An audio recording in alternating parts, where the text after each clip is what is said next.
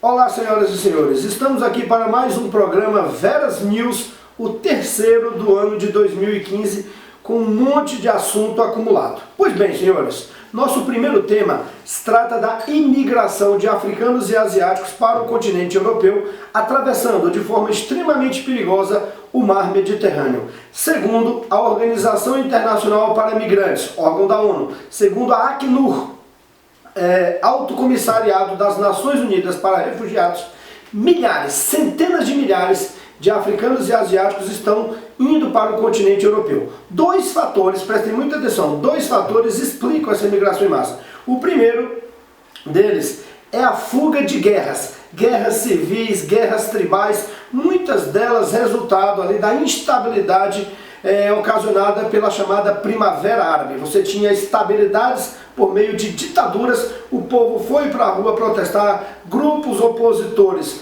lutam para tentar tomar o poder, a miséria aumenta e o povo foge. Naturalmente, o segundo fator é a gravíssima crise econômica por que passa aquela região. Crise econômica, é claro, acentuada pelas guerras. Então, gente, nessa tentativa de chegar à Europa, a galera usa qualquer pedaço de madeira, qualquer coisa parecida com barco, eles acumulam ali uma porrada de gente e tentam atravessar o mar Mediterrâneo. Naturalmente, muitos morrem no meio do caminho afogados, muitos morrem de insolação, muitos morrem de desidratação.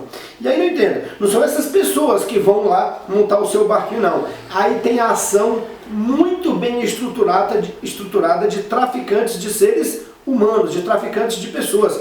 Essas pessoas desesperadas chegam a pagar 10 mil reais para a travessia. Então se você bota uma porrada de gente num barco, quanto mais gente você amontoa num barco daquele, mais o traficante vai ganhar dinheiro. E muitos dos que conseguem chegar ao continente europeu, principalmente ali na Europa, né, na Grécia e na Itália, como eles não têm visto, como eles não têm passaporte, como eles não têm nada, eles acabam sendo mandados de volta para os seus países, ou seja, arrisca a vida, perde dinheiro e não alcança o objetivo necessário. 3, presta atenção, 3 são as rotas mais utilizadas. Vai aparecer aqui, ó, dá uma olhada aqui no nosso gráfico, aqui no nosso mapinha. Muitos saem da Líbia, muitos saem da Síria, perdão, onde está lá uma guerra civil e agora com a ação do Estado Islâmico, e tentam chegar à Grécia. Outros saem da Líbia, onde nós vivemos hoje uma guerra civil, desde a queda do líder Muammar Gaddafi, e tentam chegar à Espanha, à Grécia e à Itália. E outra rota importante é a rota do Marrocos, passando pelo Estreito de Gibraltar e chegando à Espanha. As imagens são absolutamente chocantes, né? Parece aquela coisa ali de zumbi de filme tentando chegar a outro lugar. Então prestem atenção nas imagens. Gente, por trás de tudo isso, vem crescendo na Europa uma espécie de islamofobia, o aumento da xenofobia. Partidos de direita contrários a imigrantes estão ascendendo na política europeia, dizendo que imigrante bom é imigrante longe da Europa. Até porque a Europa vive um momento de crise e à medida que esses imigrantes chegam, eles disputam mercado de trabalho, eles disputam território com os cidadãos europeus que já estão vivendo maus bocados. E a quantidade de imigrante que chega é tão grande que a Itália já não sabe mais o que fazer, por exemplo. E a Itália chegou a ameaçar conceder vistos para todos os imigrantes que chegarem, de modo que eles teriam livre trânsito na União Europeia. E ameaçou por quê? Porque a Itália não consegue mais controlar a onda e os países europeus não estão ajudando. Pois bem, senhores, isso é a imigração, é uma crise humanitária que nós estamos vivendo nesse momento. Pois bem, outro assunto importante para a gente, né, dos últimos meses, é que o Vaticano reconheceu oficialmente a Palestina como um Estado. Isso aconteceu exatamente no dia 26 de junho. Tá bacana? Então é um reconhecimento formal da Igreja Católica. Claro que a Igreja Católica, não esqueçam, o Vaticano é um Estado também, não é só o lugar de sede, de representação da Igreja. Então, em troca, a Igreja Católica terá livre forma de atuação, livre trânsito dentro dos territórios palestinos da faixa de Gaza e da Cisjordânia. São esses territórios, a faixa de Gaza e a Cisjordânia, que o povo palestino reivindica para criar o seu Estado e que, segundo o Vaticano, já o é. O Vaticano já considera oficialmente. Lembrando que com o Vaticano agora, cerca de 130 países já reconhecem a Palestina como um Estado. Recentemente, A Suécia também reconheceu isso. O Brasil fez isso oficialmente em 2010, lá com o presidente Lula. Para o Brasil, a Palestina é um Estado semelhante a nós e a Palestina é formada pela faixa de Gaza, por toda a Cisjordânia e também pela parte oriental de Jerusalém. Lembrando que a ONU não considera ainda formalmente a Palestina como um Estado. Cuidado para não gerar confusão. Em 2012, presta atenção no que eu vou falar, a ONU reconheceu a Palestina como um Estado observador não membro, uma espécie de convidado que ouve o que os outros falam, mas não tem poder deliberativo, não tem poder de voto, tá claro? E aí, gente, o que falta para a Palestina ser reconhecida oficialmente como Estado por todos? Primeiro, a ONU declarar isso oficialmente, mas a ONU sofre resistência de Israel, dos Estados Unidos e de alguns países europeus. Lembrando que com essa história do Vaticano reconhecer, abre-se um precedente, quebra-se mais uma barreira e isso pode aumentar. Dá uma olhadinha aqui no mapa, onde está a faixa de Gaza, onde está a Cisjordânia, que são os territórios que os palestinos reivindicam para formar o seu território. Pois bem, senhores, nosso terceiro assunto é a continuidade de algo que já vem acontecendo aí há um bom tempo. Desde que o Estado Islâmico surgiu e depois com os atentados terroristas ao Charlie Hebdo, aquela revista francesa que ficava sacaneando os outros lá, fazendo charges ofensivas do profeta Maomé e de outras religiões, os atentados terroristas voltaram com força no mundo. E no dia 26 de junho, 3 atentados terroristas aconteceram simultaneamente no mundo. Presta atenção no que eu vou falar. Apesar de terem sido simultâneos, conclui-se que não houve uma coordenação. Não houve uma coordenação. Um deles foi na Tunísia, Um jovem, segundo ele, membro do Estado Islâmico, chegou pela praia em um balneário, Tava lá os europeus tomando banho de sol e o rapaz abriu fogo, galera, meteu bala, 37 mortos, com britânicos, com belgas, com outros europeus. Atentado esse reivindicado pelo Estado Islâmico. No mesmo dia, já que foi simultâneo, é claro, no Kuwait, um jovem de origem saudita, com o corpo cheio de bomba, ele é sunita, invadiu uma mesquita xiita e gritou "Alá! Bum!"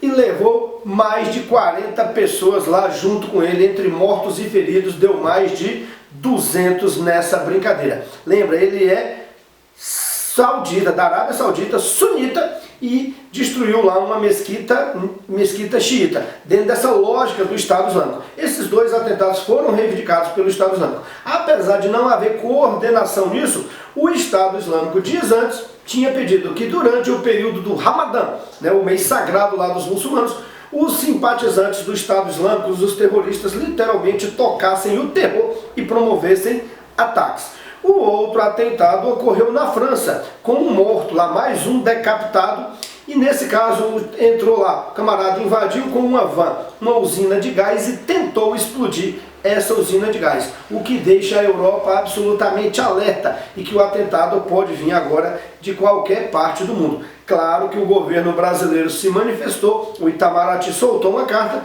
dizendo que repudia qualquer forma de terrorismo e qualquer forma de conquistar as coisas por meio de terrorismo, principalmente quando há a morte de inocentes, ok? E já que o Brasil se manifestou, Dilmão, nossa presidente, está aí nos noticiários como sempre. Dessa vez, no dia 28 de junho, para ser mais específico, a presidenta Dilma viajou aos Estados Unidos para uma conversa com o presidente Barack Obama. Há 1 ano e 9 meses atrás, Dilma suspendeu uma viagem que faria aos Estados Unidos. E suspendeu por quê? Vamos relembrar. Porque naquela ocasião, Edward Snowden, um ex-agente da NSA, a Agência de Segurança Americana, delatou para o mundo. O X9 lá disse para o mundo inteiro que o governo americano mantinha um programa secreto de espionagem de várias autoridades mundiais. E a presidenta Dilma era uma das mais espionadas do mundo. Recentemente aí foi divulgado pela mídia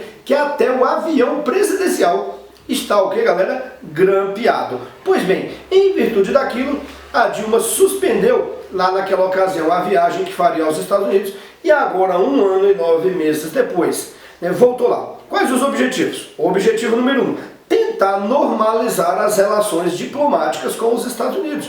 Não vale a pena a gente ficar birrado, a gente ficar brigado com a maior potência do planeta e com um dos nossos maiores parceiros comerciais. Lembra que os Estados Unidos, por décadas, foi o grande parceiro comercial do Brasil. Hoje, essa posição é exercida pela China, mas os americanos são, sim, grandes parceiros comerciais nossos.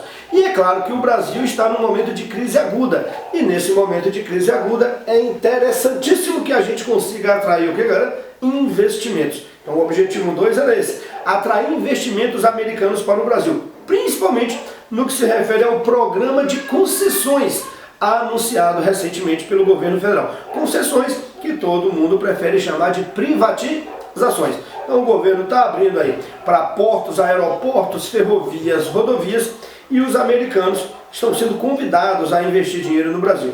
Lembre-se que Dilma não foi só presidente, galera, contrariamente ao que muita gente pensa, não viaja a passeio não, o presidente viaja a trabalho. E a presidenta Dilma levou 9 ministros com ela e dezenas de empresários. Tanto que foi a Confederação Nacional da Indústria, aqui do Brasil, que organizou toda essa viagem, todo o jogo de reuniões lá nos Estados Unidos. A presidenta se reuniu com empresários brasileiros e com empresários americanos. Tá bacana? Relembro, olha para mim que eles vão tentar enganar vocês na prova de concurso. Vão dizer que desde o escândalo de espionagem, Dilma jamais botou novamente o pé nos Estados Unidos. Isso não é verdade. Desde aquele escândalo, Dilma já viajou 2 vezes aos Estados Unidos, mas não para fazer diplomacia com os americanos, e sim para as reuniões das Assembleias Gerais da ONU, que em geral acontecem no mês de setembro. Ela foi 2 vezes, mas para a Assembleia da ONU, e não para conversar com o Obama. Nessa agora, Dilmão foi conversar com o Obama. E aí entendamos, com esse momento de crise que o Brasil se encontra, escândalo político, corrupção, é o melhor momento?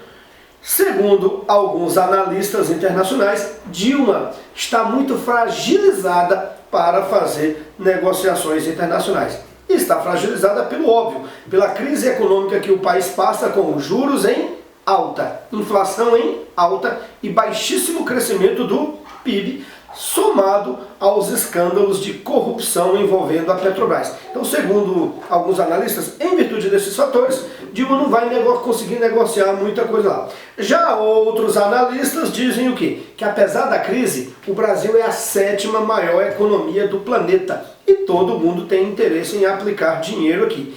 E o outro fator importante é que o empresariado americano, quando decide fazer investimento, ele não olha o momento, ele não olha a questão pontual. Ele faz investimentos de médio e longo prazo, que não vão ser plenamente influenciados por uma questão pontual que está acontecendo, que nesse caso aí não é pontual, é importante, é sério, é grave, é crônico, da corrupção, mas em nada, segundo eles, não seria motivo suficiente para levar os americanos a deixarem de aplicar dinheiro no Brasil. Se a situação do Brasil está feia, a da Grécia é a desgraça em pessoa. Olha só, galera, todo mundo tem visto aí na mídia que a Grécia passa por uma situação extremamente complexa. Ou seja, a situação do Brasil é jardim de infância comparada à crise grega. A Grécia está inserida nos PIGS. Vai aparecer aqui, ó, presta atenção, Portugal, Irlanda, Itália, Grécia e Espanha. A sigla em inglês, Espanha. Esses países, senhores, os PIGS, e aí o termo é pejorativo mesmo, é porcos, esses porcos que estão na lama e correm o risco de levar e ameaçam levar toda a União Europeia para a lama. Lembra que a sigla não fui eu quem criou foi a imprensa europeia. Pois bem, os PIGS são os países mais pobres ali dos tradicionais membros da União Europeia e que apresentam gigantesco déficit fiscal. Não vamos viajar muito não. O que é déficit fiscal? Os caras gastam mais do que ganham. O cara tem mania de... Não, ia falar besteira aqui. Os caras acabam gastando demais e arrecadando de menos. Só para você ter uma ideia. Uma das exigências para se fazer parte da União Europeia é o controle do déficit fiscal, que deve ser de no máximo 3% do PIB. Essa é uma regra fixa da União Europeia. No máximo 3% do PIB. Nesse momento, o PIB da Grécia, o déficit fiscal é de 13%, senhores. Olha, aceita-se no máximo 3%, os caras estão com 13. Pois bem, o caso da Grécia, que já não era bom, se agravou ainda mais em 2008, após aquela crise que começou com o setor imobiliário dos Estados Unidos, com a quebra do banco Lehman Brothers e com as economias de hoje estão absolutamente integradas. O que acontece em uma região distante pode afetar a outra aqui. Aquela crise do setor imobiliário dos Estados Unidos acabou se espalhando para o mundo inteiro e agravando ainda mais a situação dos PIGs, que já não era muito boa. A Grécia tinha uma série de dívidas e não tinha dinheiro para pagar, já que ela gasta mais do que arrecada. Como é que você paga uma dívida sem ter dinheiro? Fazendo outra dívida. Então a Grécia fez empréstimos para poder pegar a grana e renegociar as suas dívidas. E ela conseguiu essa grana com bancos europeus, principalmente lá bancos da Alemanha, e com o Fundo Monetário Internacional. Agora entenda, se eu vou emprestar dinheiro para alguém que está quebrado, eu vou fazer algumas exigências. E o FMI, a Alemanha, os bancos europeus, para emprestarem dinheiro para a Grécia, exigiram o que, galera? Que ela adote medidas de austeridade fiscal. O que são medidas de austeridade fiscal? É você dar um jeito de ganhar mais e de gastar menos. Para ganhar mais, o que o governo grego fez? Aumentou os impostos, privatizou empresas. E para gastar menos, o que eles fizeram? Retiraram conquistas trabalhistas, a exemplo do seguro-desemprego, fizeram reforma previdenciária. Você deve estar até estranhando, professor, mas isso é na Grécia ou é no Brasil? Lembre que nós também estamos com um problema de austeridade, de déficit fiscal, e a presidenta Dilma mandou para o Congresso vários pacotes agora de austeridade fiscal. A Grécia já adotou isso, mas, meus amores, nos últimos 3, 4 anos, essas medidas não foram suficientes e o déficit fiscal grego continua muito alto. Resultado, agora, no dia 30 de junho, vencia uma parcela de 1 bilhão e 600 milhões de euros que a Grécia tinha que pagar para o Fundo Monetário Internacional. E o governo grego, sem dinheiro, não pagou, deu calote e ocorre um probleminha. Se acontece com os países o mesmo que acontece com você. Se você, endividadozinho, não pagar o seu carnê das Casas Bahia, o seu nome vai para o Serasa, vai para o SPC e você fica sem crédito no mercado. Pobre que é pobre, brasileiro que é brasileiro, nós que somos nós, só somos felizes se tivermos um cartão, um carnê para pagar. Resultado, sem pagar, você fica o que, galera? Sem crédito, tá claro? Com os países acontece coisa semelhante. Se a Grécia não pagar a sua dívida, o que vai acontecer, galera? Ela fica sem crédito no mercado e não consegue renegociar suas dívidas e não consegue empréstimos para fazer investimento e nem empréstimos para pagar dívidas anteriores. Para ganhar respaldo popular, o atual governo grego levou toda essa questão para que a população decidisse por meio de um plebiscito. E o que a população grega decidiu? Que não aceita novas exigências dos europeus e dos bancos e dos FMI, exigências essas que arrochem ainda mais o trabalhador como forma de renegociar a dívida. Em outras palavras, o governo grego e o povo europeu estão dizendo, nós não vamos pagar essa porra não, tá entendendo? Resultado, isso tem consequências. E quais são as consequências imediatas esperadas pelo mercado financeiro? A Grécia, galera, corre sério risco de ser expulsa da zona do euro. Tenta imaginar que a zona do euro é a conta conjunta de um casamento. E que alguém, né, vamos ser machista, imagina que a mulher está gastando mais do que ganha e o marido acaba a conta corrente conjunta. E agora ela vai ter que sobreviver dos seus próprios recursos e tudo mais. Foi horrível esse exemplo, mas você entendeu. E o número 2, isso que está acontecendo com a Grécia não é exclusivo da Grécia. Resultado, isso pode se espalhar por todo o continente europeu e afetar os países dos PIGs, né? Ou seja, pode provocar uma reação em cadeia. O próprio bloco europeu, que é a unidade de países mais consistente e sólida do mundo, da história mundial, corre o risco de se pulverizar, o que não é nada interessante, porque no mundo globalizado os países estão se unindo para ficarem mais fortes e nesse caso aqui pode ser expulso. Bacana? Vamos lá, senhores, continuando o nosso Veras News Agora, no mês de junho, o mês de junho bombou, alguns senadores brasileiros, alguns senadores da oposição ao governo Dilma, resolveram fazer uma viagem, digamos, inusitada, né? Aécio Neves, Aloysio Nunes, Cássio Cunha Lima, todos do PSDB, Ricardo Ferraço do PMDB, Ronaldo Caiado, o grande ruralista do Democrata, José Agripino do Democrata, José Medeiros do PPS e Sérgio Petecão do PSD, todos de oposição ao governo Dilma, resolveram viajar à Venezuela. O que senadores brasileiros estariam fazendo na Venezuela, senhores? Segundo eles foram visitar lá na Venezuela o líder oposicionista Leopoldo Lopes. Leopoldo Lopes é um que está preso aí há mais de um ano por simplesmente fazer oposição ao governo Nicolás Maduro, o sucessor do Hugo Chávez. Ele convocava jovens, convocava a população a ir às ruas para fazer oposição ao Nicolás Maduro e chegou a pedir ali a renúncia do presidente e até ameaçar tomar o poder por meio de meios não democráticos, mas por meio de manifestações e tudo mais. Lembre-se, o Nicolás Maduro hoje é um ditadorzinho, é um autoritáriozinho, e a oposição na Venezuela é sufocada. A liberdade de imprensa é limitada, a liberdade de expressão é limitada, e os oposicionistas costumam ser presos. Só para você ter uma ideia, recentemente aí, o prefeito de Caracas, simplesmente pelo fato de ser opositor do presidente Nicolás Maduro, teve o palácio invadido e o camarada foi preso ali, sem qualquer argumentação jurídica e simplesmente pelo fato de ser opositor ao regime. Então os senadores brasileiros resolveram visitar na cadeia o líder Leopoldo Lopes, mas eles não conseguiram concluir essa visita. Por quê? Porque quando chegaram ao aeroporto, pegaram uma van e a van acabou entrando lá no engarrafamento. Resultado, populares, simpatizantes do governo de Nicolás Maduro não gostaram dessa suposta intervenção de senadores de outro país nas questões locais, cercaram a van e começaram a bater no vidro e tudo mais. O motorista, percebendo que a chapa estava esquentando, voltou, os caras pegaram o avião e vazaram de volta para o Brasil. Veja bem claro que o governo venezuelano errou diplomaticamente ao não dar àquelas autoridades internacionais a devida segurança, tá claro?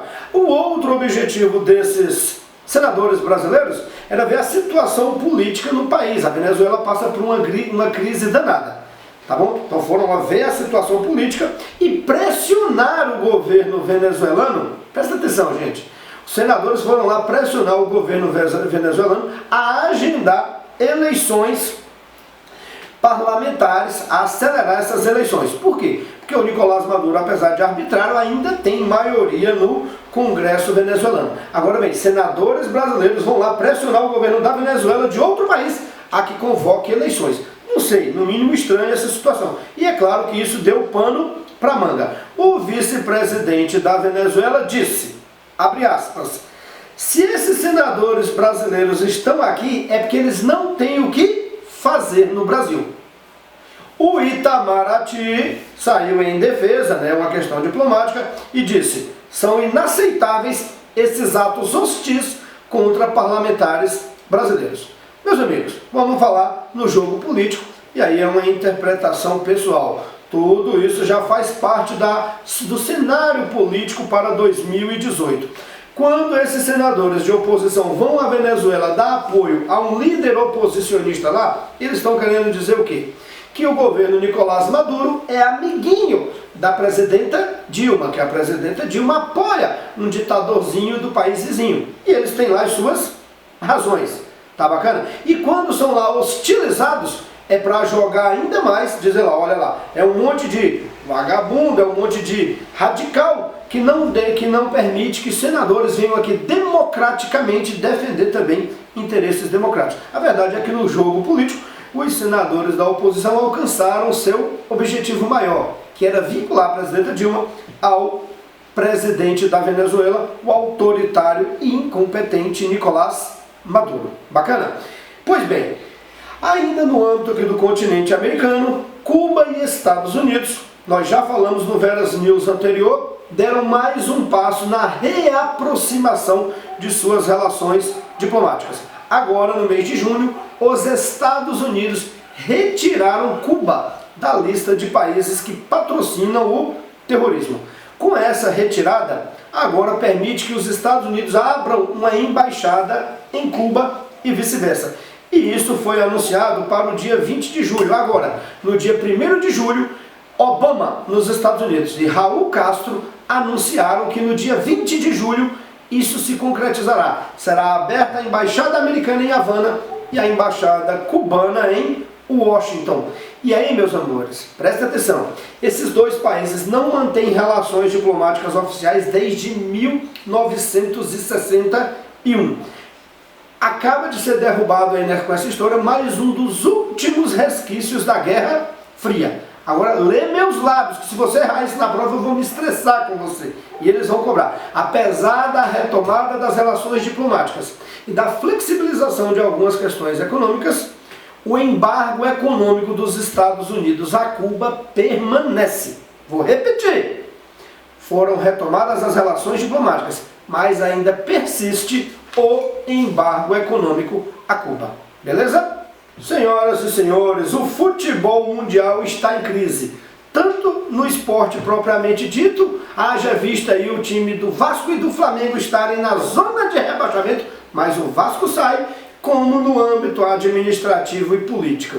Agora chegamos ao ápice da crise do futebol internacional por meio das denúncias de corrupção da FIFA. A FIFA é o órgão máximo do futebol mundial, uma associação independente. Lembra como é que é em inglês mesmo, segundo a galera aqui, ó? Federation International Football Association. Brincadeira esse meu inglês cearense. Pois bem, galera, presta atenção. Na véspera da eleição para presidente da FIFA, a polícia bateu lá na Suíça, onde estava acontecendo, no hotel onde estava acontecendo o evento. E 7 dirigentes do futebol internacional foram presos, 7 dirigentes ligados à entidade. Entre eles, o ex-presidente da CBF, José Maria Marinho, né, que não vale muita coisa mesmo não. Qual é a suspeita? Corrupção envolvendo cerca de 150 milhões de dólares. Na prática, os dirigentes da FIFA estavam recebendo propina para fazer uma eleição orientada para a escolha das novas sedes da Copa do Mundo. Então, esses dirigentes teriam recebido propina, coisa de milhões, para que a Rússia fosse escolhida para a sede da Copa de 2018 e para que o Catar, lá no meio do deserto, fosse escolhido para a sede da Copa de 2022. Lembrando que todo mundo tem interesse em sediar a Copa, porque quando bem organizada, quando bem planejada, quando há planejamento estratégico, a Copa do Mundo gera uma receita de bilhões. Aqui no Brasil é que a gente não sabe se a receita foi positiva ou se deu, foi o que, galera? Prejuízo. O que interessa é que é o maior evento midiático do planeta Terra e todo mundo tem interesse em sediar isso. E é claro que o propinão rolou. Lembramos que essas prisões foram feitas a partir de uma investigação do FBI lá nos Estados Unidos. Tanto que o governo americano pediu a justiça americana, pediu a extradição desses envolvidos para que eles respondam o crime lá nos Estados Unidos. Além de propina, a investigação mostrou o que, galera? Que a transmissão dos jogos da Copa do Brasil que o Vasco vai ganhar agora em 2016, e da Copa América, que recentemente aí conquistada pelo Chile, que os direitos de transmissão eram vendidos e negociados sem transparência, né? Havia também ali oferta de dinheiro nesse processo. Qual foi a consequência imediata dessas denúncias? O presidente da FIFA, Joseph Blatter, foi reeleito, mas a pressão foi tão grande que logo depois, alguns dias depois de sua reeleição, ele anunciou que renunciará. Tá certo que foi uma renúncia bem esdrúxula. Ele renuncia, mas continua. Eu nunca ouvi falar disso. Então é uma renúncia para o futuro. Daqui a 1 ano e meio eu saio. Como ele não assinou nada, pode ser até uma jogada. Eu digo que vou renunciar, baixa a poeira. Depois que a poeira abaixar, eu falo que não vou renunciar, não vou mais sair porra nenhuma e e ele permanece lá nessa história. Tá aí, o futebol mundial em crise, e o que todos esperam é que haja uma melhora, haja mais seriedade na condução do maior esporte do planeta. Pois bem, continuando com coisas desagradáveis, agora no mês de maio saiu o mapa da violência aqui no Brasil. E gente, a notícia não é boa. O Brasil tem o maior número absoluto de homicídios do planeta. De cada 100 pessoas que são assassinadas no mundo, 13 são assassinadas no Brasil. Mais de 100 pessoas são assassinadas todo santo dia no Brasil. Lembre que esse item até caiu na prova do Departamento Penitenciário Nacional. Os mais violentos do mundo, os maiores homicidas do planeta são quem? Brasil, Índia, México, Colômbia, Rússia, Venezuela e Estados Unidos. Com exceção dos Estados Unidos, todos os países subdesenvolvidos passando por grave crise econômica e, por consequência, com grande desigualdade social. Lembra que isso são números absolutos. Proporcionalmente, os países mais violentos do mundo são Honduras e Venezuela.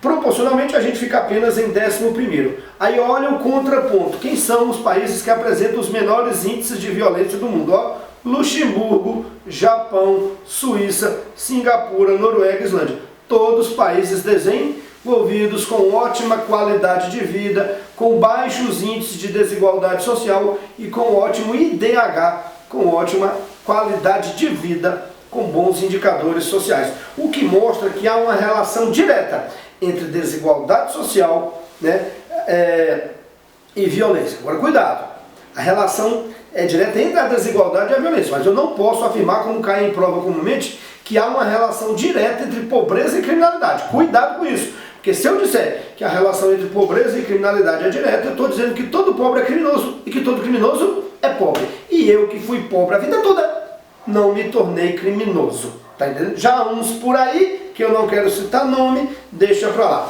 E esse mapa da violência mostrou com clareza o que nós já sabemos, o chamado perfil da violência. Qual é o perfil? Quem é que morre, gente? Quem é que é assassinado e quem é que mata? Em geral, homem, jovem, de 15 a 29 anos,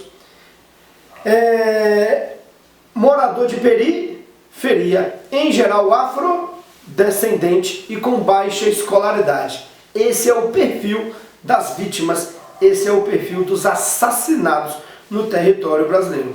E aí outro estudo sobre violência divulgado recentemente a respeito de violência na questão de gênero e na questão étnica, e aí gênero que é homem e mulher, nessa frescura de ideologia de gênero que o povo está falando aí o tempo todo sem saber do que fala não, tá? Ou seja, homem e mulher. E na questão étnico-racial, quem é que morre, gente? É jovem, homem e negro.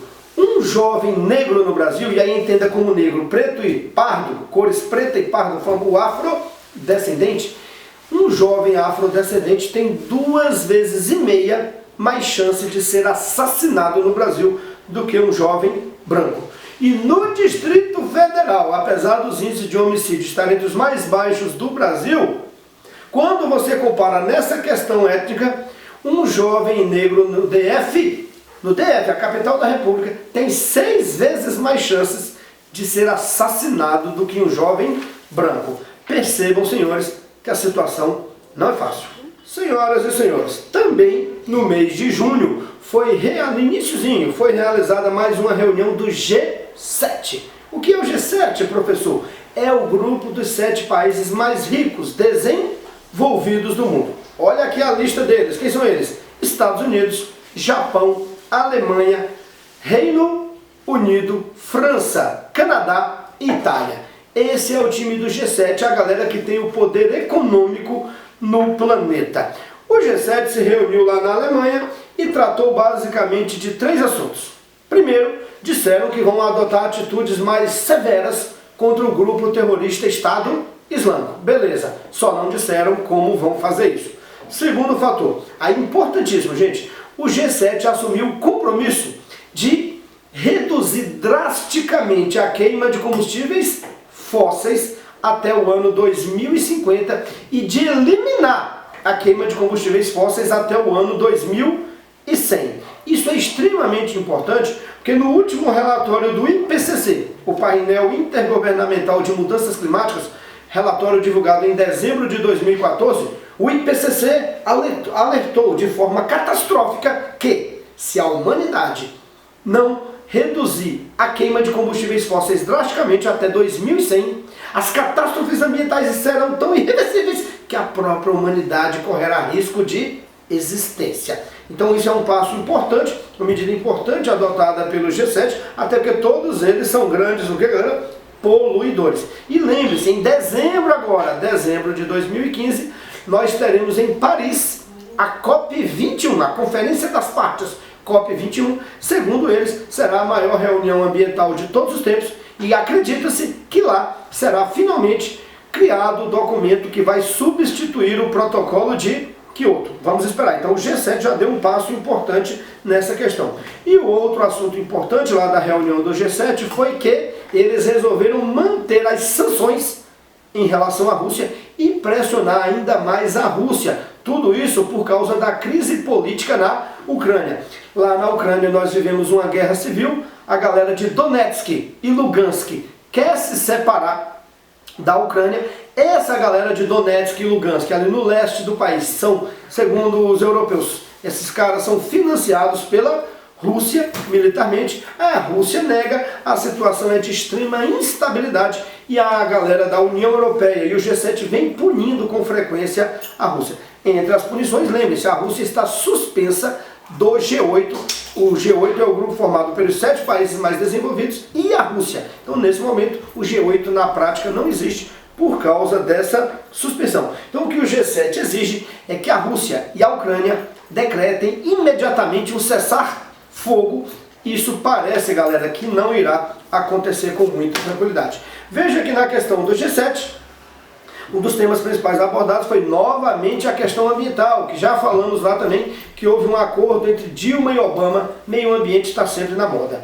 E a prova máxima de que isso está na moda, galera, é que agora, no dia 18 de junho, o Papa Francisco, Chicão, meu ídolo, divulgou mais uma encíclica papal. As encíclicas papais são espécies de cartas, do Papa direcionada aos católicos do mundo, tratando de um tema específico. Então, na encíclica, o Papa orienta como os católicos devem se comportar em relação a determinado tema. E nessa agora o tema foi ambiental. O Papa, que é um ambientalista, que tem uma postura franciscana. Pois bem, o Papa falou que todo mundo já sabe. E ele disse, a culpa do aquecimento global é da humanidade. Repetindo o que diz o relatório do IPCC. O Papa criticou que a água, nós vivemos hoje uma crise hídrica, nós já falamos disso no Veras News passado, que a água do planeta está cada vez mais controlada por grandes empresas mundiais.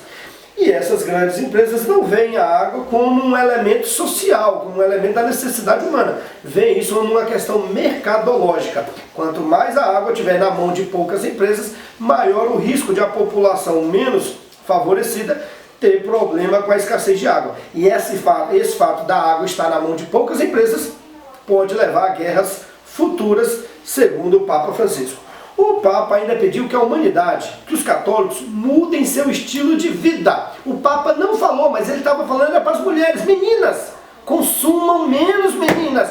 Vocês consomem demais. E não esqueçam, se vocês consomem muito, para consumir, tem que produzir. Para produzir, tem que explorar recursos naturais. No processo de produção, tem impactos ambientais. Então o Papa propõe a redução do consumo, principalmente nos países desenvolvidos, como forma de preservar os recursos naturais para as próximas gerações, dando aí o conceito de desenvolvimento sustentável que aparece em todo edital de concurso. Lembra? Desenvolvimento sustentável é produzir sem degradar o meio ambiente, explorando os recursos naturais de forma limitada. Por que limitada? Para atender às necessidades da geração atual, que é o consumo, mas sem comprometer a existência das próximas gerações. Nesse documento, a encíclica de quase 191 páginas, o Papa comete um equívoco lá para efeito de prova de concurso. Quando ele diz lá, faz referência dizendo que a Amazônia é o pulmão do mundo. Nós já sabemos que isso não é verdade, né? O pulmão do mundo são os fitoplânctons, as algas marinhas. Tá bacana? A Amazônia não é pulmão do mundo, mas o Papa pode, ele sabe disso, ele estava muito mais querendo chamar a atenção. Agora, cuidado, a Amazônia não é o pulmão do mundo. E o Papa resumiu em outra ocasião dizendo o seguinte, presta atenção, o que é que o Papa Francisco falou, galera? Quando o homem destrói a natureza, ele destrói a si mesmo. Quando o homem destrói a si mesmo, ele destrói a maior criação de Deus, o próprio homem, que foi feito à sua imagem e semelhança. Logo, quando o homem destrói a natureza, que destrói o homem, ele destrói o próprio Deus. Já que Deus e o homem foi feito à imagem e semelhança do Senhor. Tá aí, essas são as palavras do Papa Francisco, meu ídolo na atualidade, junto com o José Mojica, ex-presidente do Uruguai, e com outro aí, né, que eu não posso falar o nome agora, meu filho que está aqui assessorando o programa não permitiu que eu falasse. Pois bem, senhores, encerramos aqui mais um Veras News, e eu quero deixar aqui uma dica para vocês. O professor Rodrigo Francelino lançou um programa no YouTube muito interessante chamado Lei Orgânica Interativa. Basta digitar lá Lei Orgânica Interativa, ele vai explicando a lei orgânica a partir dos acontecimentos do dia a dia. Quero agradecer aqui sempre aos cursos preparatórios para concursos que abrem espaço para que eu possa dar aula, para que a gente possa fazer nossos aulões solidários. Agradeço ao IMP do professor Antônio Geraldo, do professor João Trindade, agradeço ao Espaço Campus do professor Léo Matos, aos Supremos do professor Elton Soares, mais conhecido como Cabeça, né? O cara tem a cabeça grande mesmo, Instituto Pedagógico da professora Jaqueline e o curso Adição do professor Kennedy Santos. Muito obrigado a todos vocês por abrir espaço. E agradeço aqui ao professor Thales, que me presenteou com essa caneca belíssima aqui dos Beatles e que é coordenador, junto com o professor Ângelo, do curso social pré-ENEM do Recanto das Emas, um curso social comunitário belíssimo, todos os professores voluntários, curso esse que eu tenho a honra de ser um professor voluntário. Parabéns a vocês dois, Ângelo e Thales, e parabéns aos meninos do Recanto das Emas pelo empenho nos estudos. Um abraço e até o próximo Veras News.